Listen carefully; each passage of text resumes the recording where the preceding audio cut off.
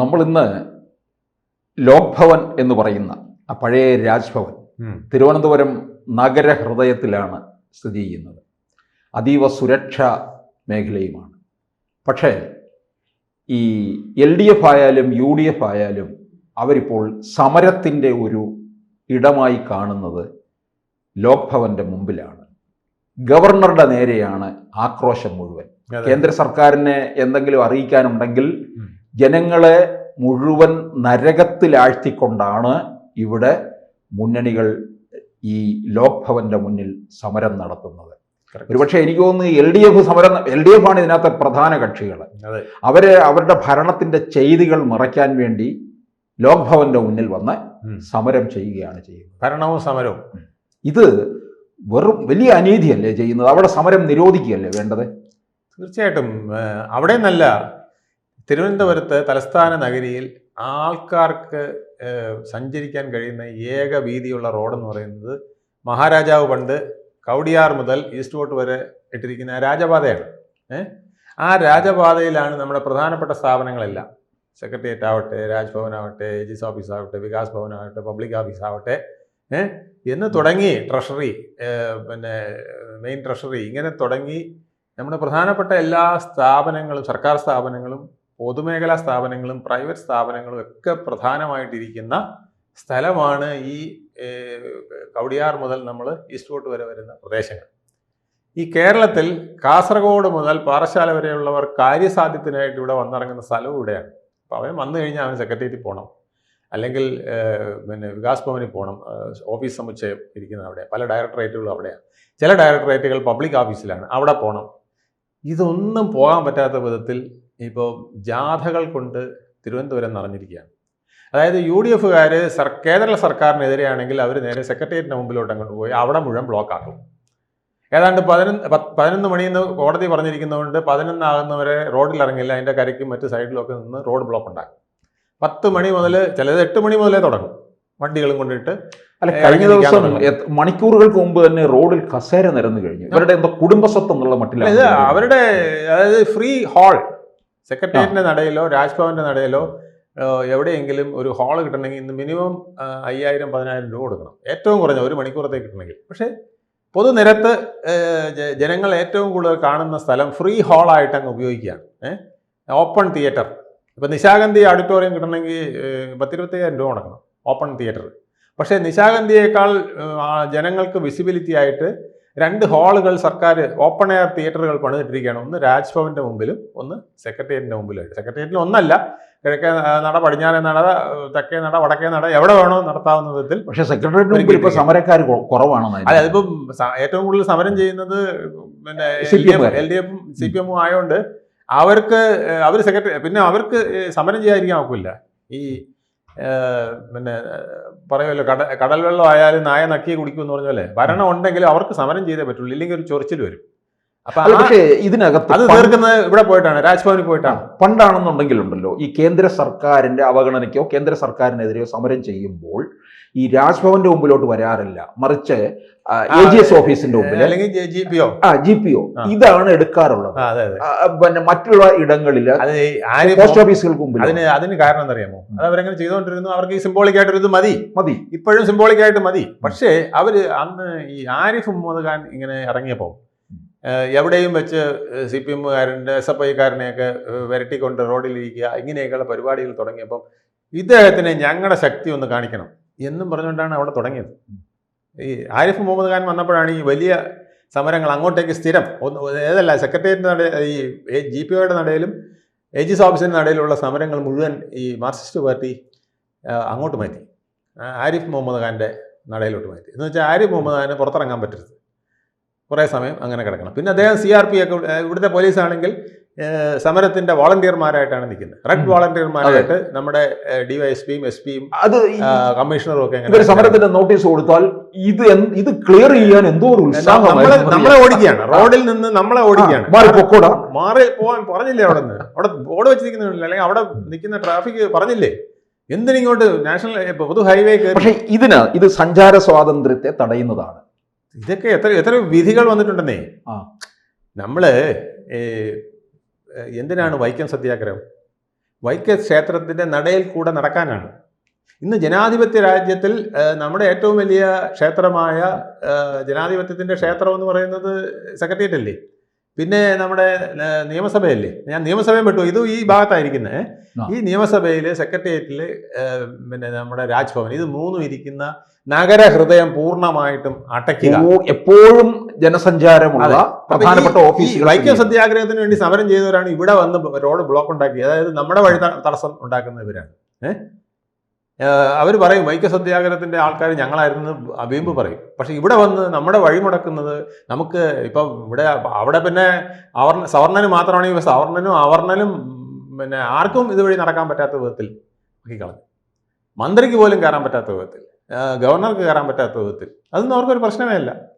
സമരം ജയിക്കണം എന്നുള്ളതാണ്, ഇത് ഭരണം തോൽക്കണം. ഈ രാജ്ഭവന്റെ മുമ്പിൽ അല്ലെങ്കിൽ ഇന്ന് ലോക് ഭവൻ, അതിന്റെ മുമ്പിൽ സമരം നിരോധിക്കാൻ വകുപ്പൊന്നുമില്ല. മൊത്തം സമരം നിരോധിക്കാമല്ലോ. കാരണം ഹൈക്കോടതി പറഞ്ഞിട്ടുണ്ടല്ലോ ഇവിടെ ഒന്നും സമരം നടത്തരുത്, ഫുട്പാത്തിൽ കയറി സമരം. ഫുട്പാത്ത് കാൽനടക്കാർക്കുള്ളതാണ്. അവിടെ ഒരുത്തൻ സമരം നടത്തുകയാണെങ്കിൽ അവനെ അറസ്റ്റ് ചെയ്യണമെന്ന്. ഫുട്പാത്ത് ഞാനിപ്പോ കാണുന്നത് പകല് മുഴുവൻ സമരക്കാർക്കും, അതെ, വൈകുന്നേരം ആകുമ്പോൾ തട്ടുകടക്കാർക്കും, വഴിവാണിഭക്കാർക്കും തട്ടുകട. അത് കഴിഞ്ഞിട്ട് പിന്നെ ഒരു 3-4 മണിക്കൂർ കിട്ടുമല്ലോ, ആ സമയം വഴിവാണിഭക്കാർക്ക്. പിന്നെ സന്ധ്യ ആയി കഴിഞ്ഞാൽ തട്ടുകടക്കാർക്ക്. അവർ പിന്നെ രാത്രി 12 മണി 1 മണി തട്ടുകടക്കാർ മുഴുവൻ ഈ പിന്നെ ഫുട്പാത്ത് മുഴുവൻ കസേര ഒരു വണ്ടിയായിട്ട് വരും, പിന്നെ കസേരയിട്ട് വിൽപ്പനയാണ് നടത്തുന്നത്. അപ്പൊ ഇത് കേരളം ഒരിക്കലും നന്നാവരുത് എന്ന് ആഗ്രഹിക്കുന്ന നമ്മുടെ ഭരണ പ്രതിപക്ഷ കക്ഷികൾ തുടരുന്ന ഒരു രീതിയാണിത്. എന്നിട്ട് അവർ പറയുകയും ചെയ്യും സഞ്ചാര സ്വാതന്ത്ര്യം വേണം, വഴി നടക്കാൻ സ്വാതന്ത്ര്യം വേണം, സമരം എന്ന് പറയുന്ന ജനങ്ങളെ. ഇതിൽ ഏറ്റവും ദയനീയ കാര്യം എന്നറിയാമോ? എത്ര സ്ത്രീകളുടെ പ്രസവം വഴി വെച്ച് നടന്നിട്ടുണ്ടെന്ന് അറിയാമോ? വേദന കൊണ്ട് പൊളഞ്ഞ് വഴിയിൽ പ്രസവിച്ച സ്ത്രീകളുണ്ട്. മരണം സംഭവിച്ച എത്ര കേസുണ്ടെന്ന് അറിയാം. ഇതൊന്നും ആരും റിപ്പോർട്ട് ചെയ്യില്ല. ഇവിടെ എവിടെയെങ്കിലും ഒരുത്തൻ പിന്നെ ഏതെങ്കിലും ഒരു പിന്നെ വർഗീയമായ പ്രശ്നം ഉണ്ടായെന്ന് പറഞ്ഞു, അല്ലെങ്കിൽ ഒരു ഹിന്ദു ഒരു മുസ്ലിമിനെ അടിച്ചു, മുസ്ലിം ഒരു ഹിന്ദുവിനെ അടിച്ചു, ആ പ്രശ്നം കത്തിച്ചങ്ങ് കൊണ്ടുവരാൻ ആളുണ്ട്. ഇവിടെ ഇവരുടെ സമരം കാരണം എത്ര മരണങ്ങൾ നടന്നിട്ടുണ്ടെന്ന് അറിയാമോ?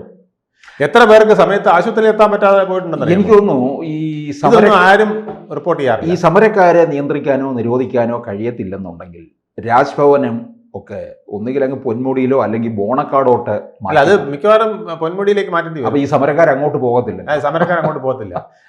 ഗവർണർക്ക് ഒരു ഹെലികോപ്റ്റർ കൊടുത്താലും കുഴപ്പമില്ല. മുഖ്യമന്ത്രിക്ക് ഒരു ഹെലികോപ്റ്റർ മുഖ്യമന്ത്രിക്ക് ഉണ്ട്. അത് ഉപയോഗിക്കാൻ ഒരു അവസരം കൊടുത്താൽ ക്ലിഫ് ഹൗസിൽ ഒരു ഹെലിപ്പാഡും പിന്നെ ബ്രൈമൂറോ പൊന്മുടിയോ അല്ലെങ്കിൽ മറ്റേ കടുവയൊക്കെ ഇടുന്ന പിന്നെ ഇവിടെ ഉണ്ടല്ലോ നെയ്യാർ ഡാമില് സെക്രട്ടേറിയറ്റ് മാറ്റുക.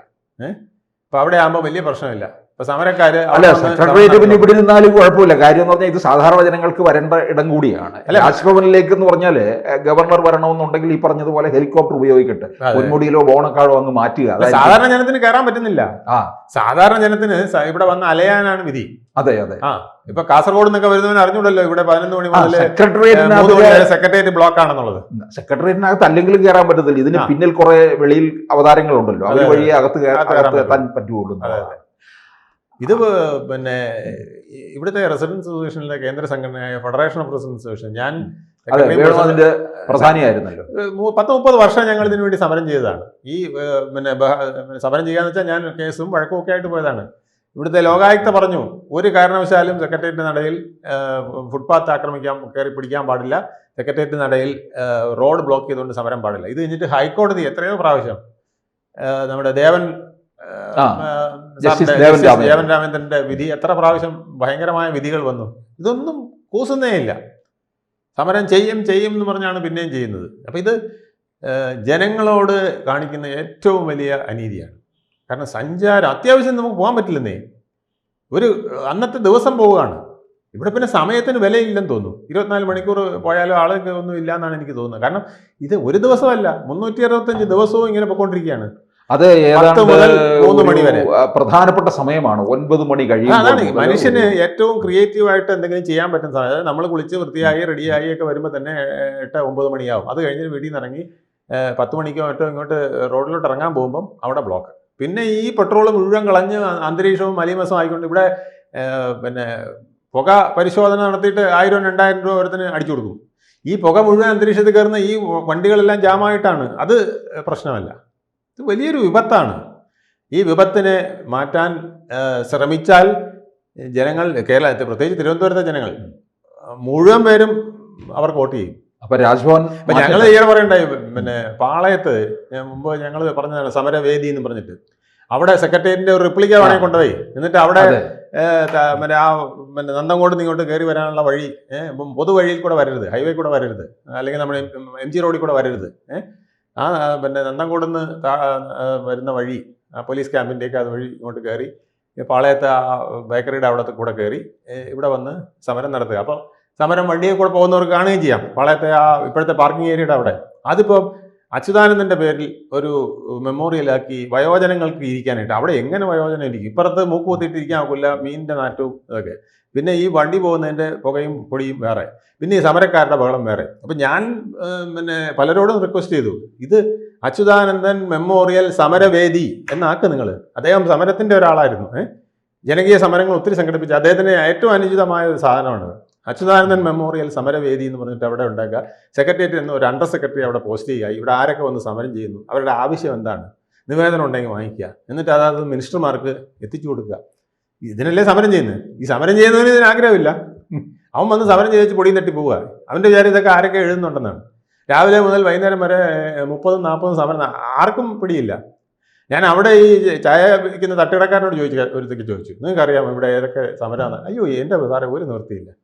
കുറേ വിളിച്ചു, കുറേ പിണറായി വിജയൻ മുർദാബാന്ന് വിളിക്കും, ചിലർ പിണറായി വിജയൻ സിന്ദാബാന്ന് വിളിക്കും, സമരം പോകുന്നതാണ്. ഇത് ഏത് സമരമാണെന്ന് നമുക്കറിയാറില്ല. ഈ വിളി കേൾക്കുമ്പോൾ ചിലപ്പോൾ നമുക്ക് മനസ്സിലാവും ഇത് LDF-കാരാണ്, മറ്റേ വിളി കേൾക്കുമ്പോൾ അറിയാം UDF-കാരാണ്. ഇതാണ് കേരളത്തിൽ നടക്കുന്നത്. ഈ സമരാഭാസങ്ങൾ അവസാനിപ്പിക്കാൻ സത്യം പറഞ്ഞാൽ സർക്കാർ തയ്യാറാവണം. ഇല്ലെങ്കിൽ ഈ സെക്രട്ടേറിയറ്റും പിന്നെ രാജ്ഭവനൊക്കെ ഇടിച്ചു നിർത്തിയാലും കുഴപ്പമില്ലെന്നാണ് എനിക്ക് തോന്നുന്നത്. അവരെ വേറെ എവിടെയെങ്കിലും താമസിപ്പിക്കുക. മന്ത്രിമാർ അവരുടെ മന്ദിരത്തിൽ തന്നെ ഓഫീസിരുന്നോട്ടെ. ക്യാബിനറ്റ് കൂടാനായിട്ട് പിന്നെ ഇഷ്ടംപോലെ കെട്ടിടങ്ങൾ നമ്മുടെ നിയമസഭാ കോംപ്ലക്സിനകത്തുണ്ട്, കോൺഫറൻസ് ഹാളുകൾക്ക്. അവിടെ വന്ന് ക്യാബിനറ്റും കൂടി വെച്ച് പോട്ടെ. സെക്രട്ടേറിയറ്റ് അങ്ങ് പൊളിച്ചു കളയാം. ഇതാണ് ചെയ്യേണ്ടത്. കൂടുതൽ വാർത്തകളും വിശേഷങ്ങളും നിങ്ങളിലേക്ക് എത്താൻ ABC മലയാളം സബ്സ്ക്രൈബ് ചെയ്യുക, ബെൽ ബട്ടണും അമർത്തുക.